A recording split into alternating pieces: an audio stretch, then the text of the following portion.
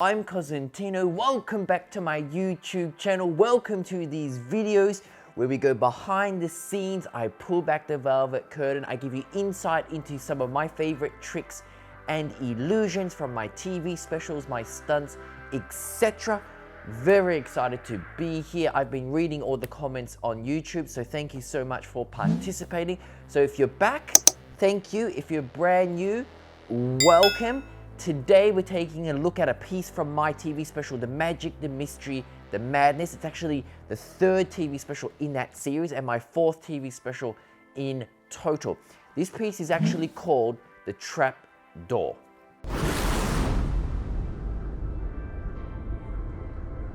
So this piece is what I call an intermediate. It doesn't open the show, it doesn't end the show, it's not some crazy death-defying stunt that gets your heart racing, but it kind of ties the show together, gives you a little bit of insight into who I kind of am as a person. So really the piece is inspired about magic memorabilia that I actually collect. Now, there's a little bit of a backstory you have to understand about this particular piece.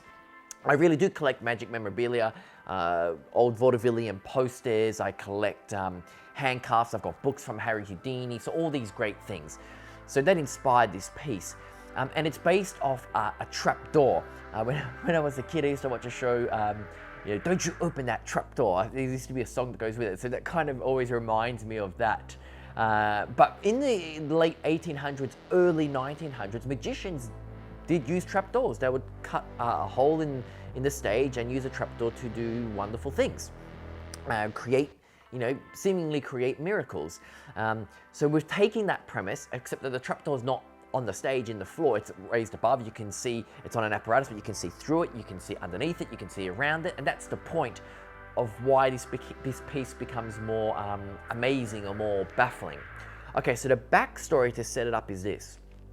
The first item I pull out of this trapdoor is an old poster by Howard Thurston. Now, Howard Thurston is actually considered to be the world's most brilliant, most famous magician. Now, I know what some of you are thinking, but isn't that Harry Houdini? Yes. At the time, and we're talking the 1900s, Houdini actually wasn't considered a magician. He was considered an escape artist. He was more than that. I mean, when he came to Australia, he flew a plane. He was the first person in Australia outside of Melbourne in Diggers Rest to fly a plane. He was a movie star. He had his own movie career. He produced quite a few movies. He didn't quite become Charlie Chaplin or anything like that, but he did that. He would do these exposés where he would debunk fraudulent mediums. So he did lots of things. He did perform magic, don't get me wrong, but he didn't have a full-fledged magic show. I guess the equivalent now would be magicians who have their own TV specials. Some have an act, a 12-minute act. Some appear on talent shows. But to get to the level of actually having your own full-fledged TV show is a very different story. So Houdini never had a full-fledged, magic show. And we know from the history books, from what I've read, he did want that. But he did perform magic. So I'm not trying to say he didn't do magic at all. But at the same time, there was a magician called Howard Thurston. Now, he didn't do escapes, but he performed magic. And he's considered a brilliant magician, very dexterous, performed with big apparatus, small apparatus. He was a very rounded performer. And he's part of the Magic Dynasty. The dynasty begins, without boring you to death, the Magic Dynasty starts with an American magician called Harry Keller, who Houdini also knew and spoke to quite a lot, admired. And Harry Keller started this dynasty of magic where he'd passed down his knowledge and his tricks and his illusions and everything that he owned to a magician, a protege that would take over. That happened to be Howard Thurston. Okay, so Howard Thurston inherited all this knowledge and information. He then passed it on to a magician named Dante, which we're going to talk about in a second, who then passed it on to a magician named Lee Gabriel, who then passed it on to another magician named Lance Burton. Lance Burton's the current gentleman who has it, who I guess very soon needs to pass it on. With that being said, the names that you need to focus on are Howard Thurston, because that's the poster that's first pulled out of the trapdoor, which relates to Dante, who is an absolute hero of mine. So, after I performed this particular piece on commercial TV on Channel 7, the family of Dante reached out to me. Now, this is interesting. What happened was this. Howard Thurston, when he passed on his legacy to Dante, he franchised his act. But he didn't want Dante to perform in America, where he would take away from his own ticket sales. So he sent him abroad. And one of the countries he sent him to was Australia. Dante came to Australia with all his equipment on a boat, and he put on this wonderful show. You can see these beautiful vaudevillian posters that he had. Hopefully I'll put some up here to show you. And while he was in Australia, Dante needed a principal assistant. So in his mind, he looked for the most beautiful assistant he could find, which happened to be Miss Australia at the time, which was a lady named Miss Miller. Miss Miller was his assistant for many, many years. She talks about being sawn in half, you know, thousands upon thousands of times. Great assistant, extremely beautiful. And she went on many adventures with him. She ended up marrying Dante's son, and Dante's son stayed in Australia. He had a family with Miss Miller, and they happened to live in Victoria. After my TV special aired and I mentioned Dante, they reached out to me and they invited me to come and meet her, which was such an honor and a privilege.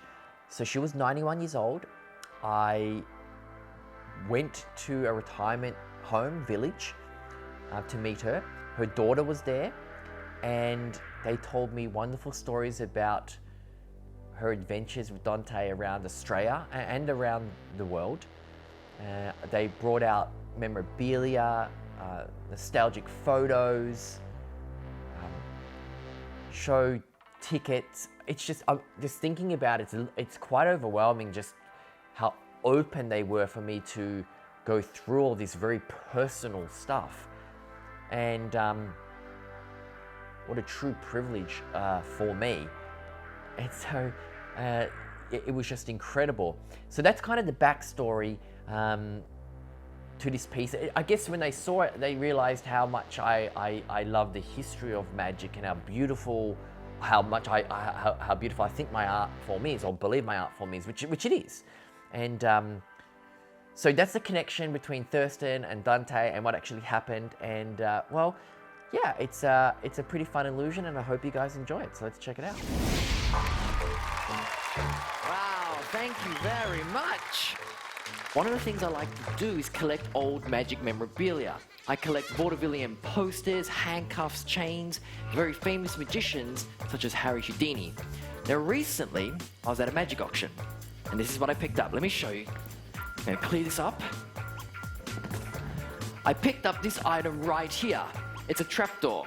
Yes, magicians back in the day used trapdoors, but this belonged to a very famous magician by the name of Dante. This was his actual trapdoor from the early 1900s. Let me show you what's inside. Yeah, check this out. Old vaudevillian poster from Howard Thurston. Howard Thurston was Dante's teacher, his mentor, and today, this would be worth about $10,000, Jay. Now hold on to that, be very, very careful. Good, got it? Okay, good. Whoa, whoa, whoa. Take it easy. All right. Now, the distance from the stage to the trapdoor was extremely high or long. Therefore, every magician would bring and transport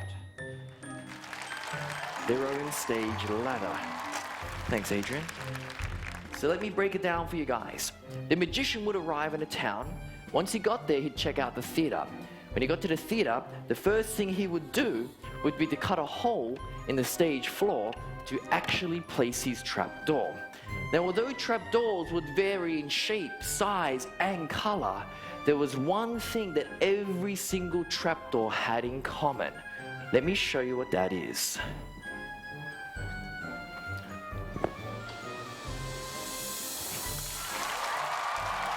A beautiful assistant.